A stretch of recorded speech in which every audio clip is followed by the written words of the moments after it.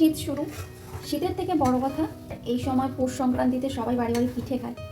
তো সেই কারণে আমাদের বাড়িতেও আজ পিঠে হচ্ছে। এই যে পিঠের পুর তৈরি করা হচ্ছে নারকেল দিয়ে। হবে হচ্ছে পাটিসাপটা। কার কার তোমাদের পাটিসাপটা ফেভারিট পিঠে কমেন্টে অবশ্যই বলো।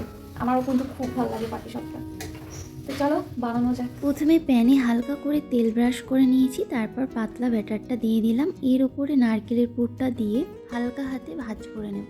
পাটিসাপটাটা কিন্তু যদি তোমরা এইরকম ফ্রাইং প্যানের উপর করো তাহলে কিন্তু সব থেকে বেশি ভালো হয়। যদি তোমরা আমার এই পাটিসাপটার রেসিপিটা জানতে চাও তাহলে অবশ্যই কমেন্টে বলো, আমি তোমাদের একটা ভিডিও বানিয়ে দেখাবো। আমি কিন্তু একা পিঠা বানাতে আসিনি, সাথে কিন্তু মাই ওয়ান অ্যান্ড অনলি শাশুমাও আছে, যিনি আমাকে সবসময় পিঠা করে খাওয়ায়। প্রথম পাটিসাপটাটা আমি উদ্বোধন করছি। দেখো কি সুন্দর পারফেক্ট পাটিসাপটা বানানো হয়েছে। যারা যারা খেতে চাও আমাদের বাড়ি চলে আসো। মা বানাচ্ছে আর আমি খাচ্ছি। দারুণ দারুণ। আমাদের মতো অসভ্য কেউ দেখতে পাচ্ছ? এই পাটিসাপটা খাচ্ছে আর পাটিসাপটা বানাচ্ছে। এতটাই অসভ্য আমরা।